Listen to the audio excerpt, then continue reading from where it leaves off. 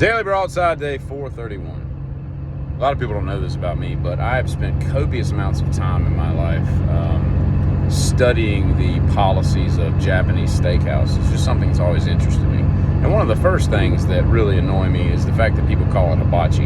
Hibachi is a fire bowl. Okay, that's a completely different cooking style than what you get at what they call a Japanese steakhouse. That's teppanyaki. Okay.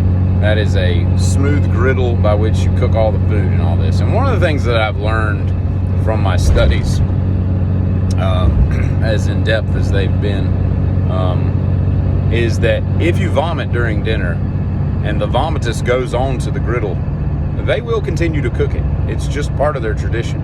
And they will serve it to everybody there. So in, respect of the other 7 people that are dining with you at your teppanyaki table, just be aware that things could go sour if your stomach goes sour, Watched a video, one of those videos yesterday of, what do you call it? It's like, they got like a picture of a guy,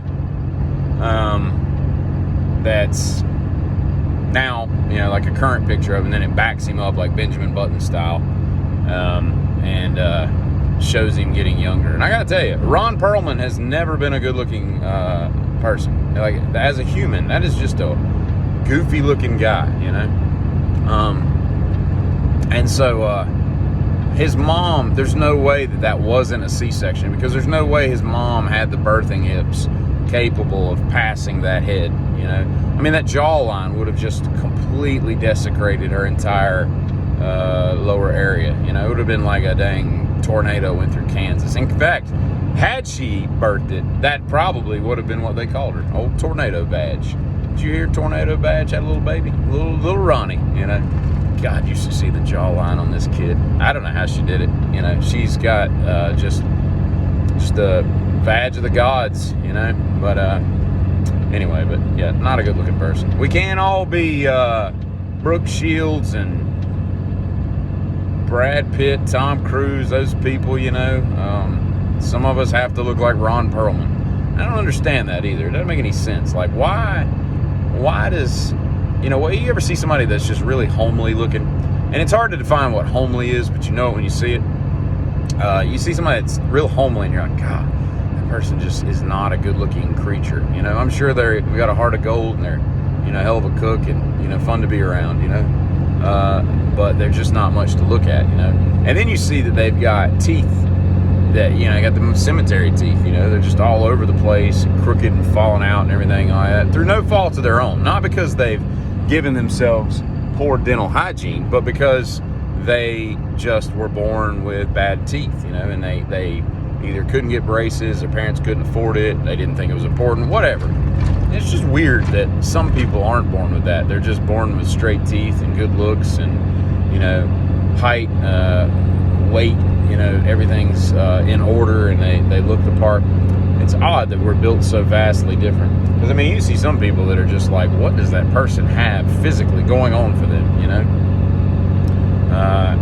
Anyway, I don't know what I'm talking about. But speaking of ideal height and weight, Norm from Cheers, right? I just hope that when they were filming all that stuff that he was actually drinking beer, Norm, what you up to? 11 feet tall if I was my ideal height and weight. If it's like tea, if he was drinking tea the whole time, I just don't respect that, I think the show would have been a little bit better if he'd have been able to get a little tipsy as the cuts went on, the takes or whatever you call it, And I've never built a prison. We're trying to build a prison. Anybody know the song?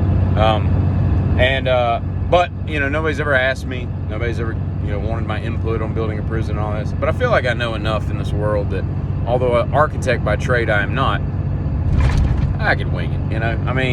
It astounds me that we still have jail breaks and prison breaks and all that stuff.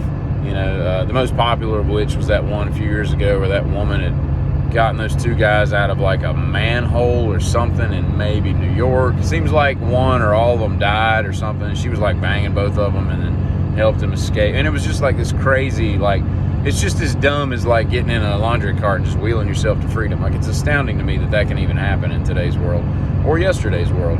Like, just build a prison where they can't get out. Yeah, how hard is that, you know? It's a big concrete wall. I mean, how are they getting out? Quit giving them the freedom to...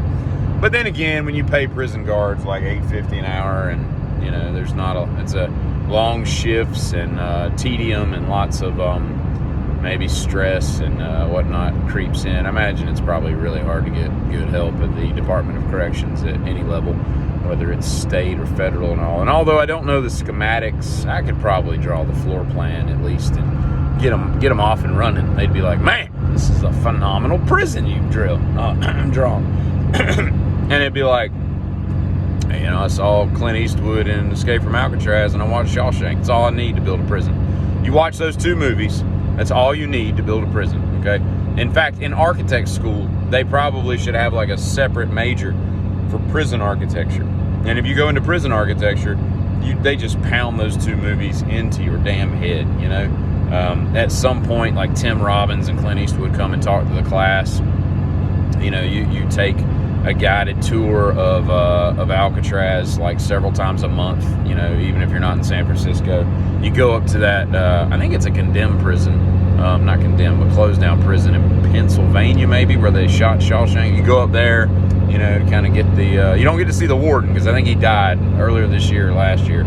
But yeah, not Edward Norton, but Mr. Norton, the Warden Norton, is that right? But yeah, you do all that.